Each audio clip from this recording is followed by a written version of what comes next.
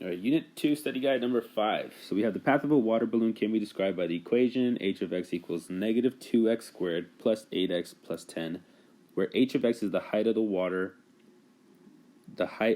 balloon in feet, and x is the number of seconds that have passed since it was launched. So it tells us that the y here, h of x also means y, is the height of the water, and then it tells us that x is the number of seconds. So x-axis is seconds, our y-axis and our y values are height. So if we're looking at all these points here, right? So now I'm going on to this.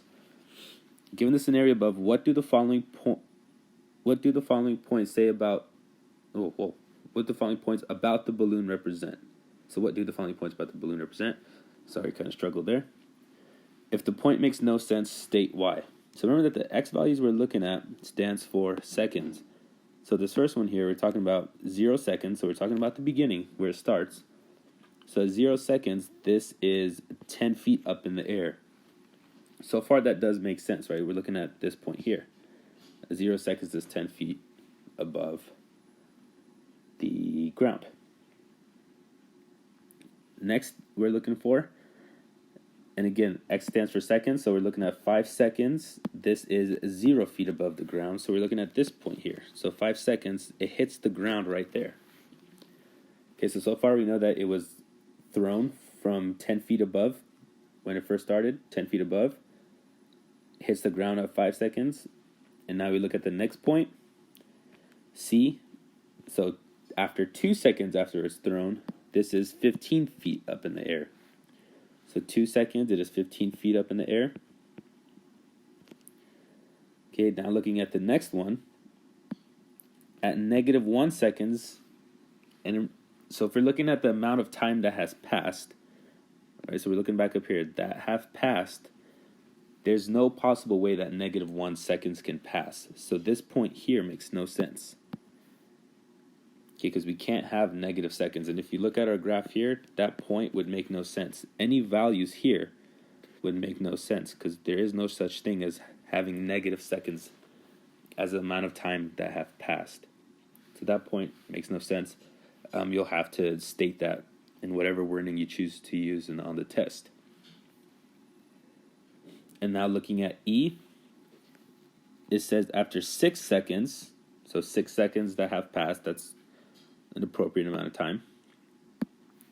It is, now we're looking at Y, it's negative 14 feet below the ground because it's negative 14. So if we're looking at that, this is just at that point, it's not accurate at all. But let's just pretend that's 6 negative 14.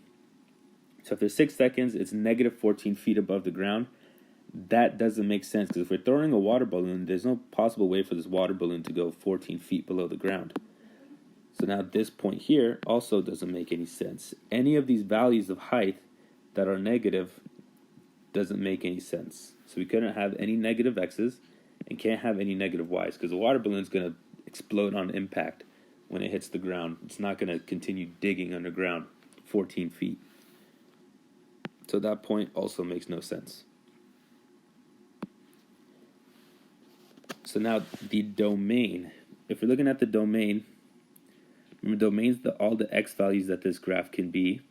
And if I draw my parabola, right, so we start throwing from here. We start throwing from 0 seconds